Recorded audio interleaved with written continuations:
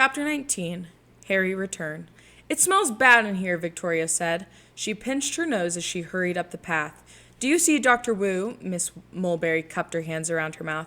Yoo-hoo! We have a welcome present for you, Dr. Wu. If either of the Mulberries had been looking down at the path, they would have clearly seen the net. There'd been no time for Ben to camouflage it by throwing leaves or dirt over it, but since Mrs. Mulberry and her daughter were looking around for Dr. Wu, they walked right into the trap. Ben yanked the cord. Mom? Victoria asked as the sides of the net rose up around her. What's happening?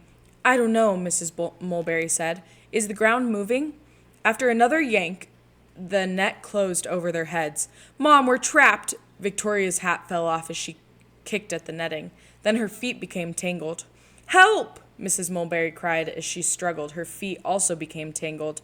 She and Victoria toppled over. Where are my glasses? Victoria cried. I can't see anything. Your hair is in my face. I can't see anything either. Now, Ben whispered, as Victoria and her mother struggled to get back on their feet. Ben and Pearl grabbed the Sasquatch's arms and tried to pull it out of the forest, but it wouldn't budge. I don't have any more chocolate, Pearl realized. We need something sweet. Victoria, your elbow is in my ear.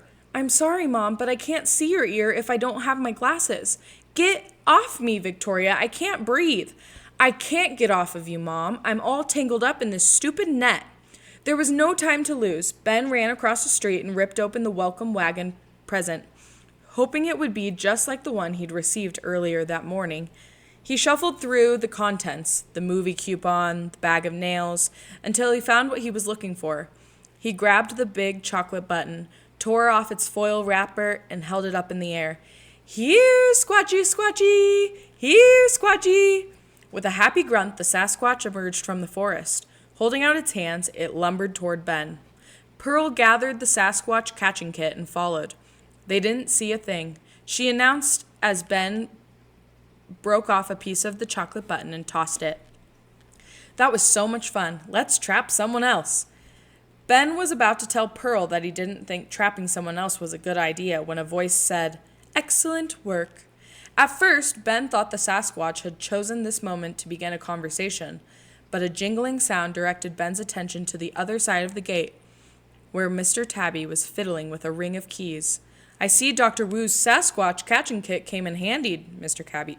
Tabby said as he unlocked and opened the gate. Ben waved the chocolate button in the air. The Sasquatch grabbed the welcome wagon present and followed Ben through the gate. As soon as Pearl was also inside, Mr. Tabby locked the gate. Help! Help! Miss Mulberry cried from the forest. Someone needs to untangle them, Ben said. I shall make an anonymous phone call to the local police and let them know that assistance is required, Mr. Tabby said as he led them up the driveway. In the meantime, we must get inside quickly before someone else comes along. The chocolate button lasted right up until they stepped safely into the old factory. Mr. Tabby slid the rusty deadbolt into place. Dear, dear, what a worrisome morning. He took the metal box with its tranquilizer dart, blowpipe, guidebook, and whistle and set it aside. The Sasquatch bent over and scratched its feet. You've been a very bad Sasquatch, Mr. Tabby told it. Now go on, get back upstairs. You need more medicine. Mr. Tabby pushed the elevator button. The doors swooshed open and the Sasquatch stepped inside. With what remained of the welcome wagon present tucked under its arm, it turned and waved to the kids. They waved back. As the doors closed, Ben wondered what the Sasquatch would do with the bag of nails, the movie coupon, the refrigerator magnet, and the other things. Mr. Tabby pulled out his creature calculator. Sasquatch caught, he said as he typed. A loudspeaker set high in the wall crackled, and a nasal voice said, Emergency code activated. Emergency code activated. Sasquatch has returned to the building. Ben and Pearl took long, relieved breaths and smiled at each other. They'd done it. You may go now, Mr. Tabby said with a dismissive wave of his hand. Go? Was it over? Ben's shoulders were slumped. Wait a minute, Pearl said.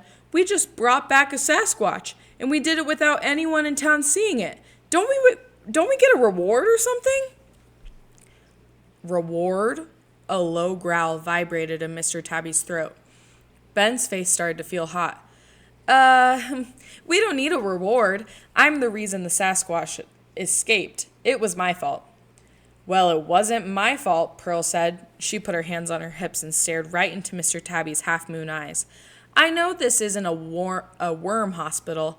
I'm not stupid. I know you have a dragon living on your roof, and I know about the hatchling and the Sasquatch. I want to meet Dr. Wu, and I want to ask her some questions. That can be my reward. She nudged Ben with her elbow. Our reward. That's not possible, Mr. Tabby said. Dr. Wu doesn't speak to anyone. She's... The loudspeaker crackled, and a soft voice said, Send them to my office.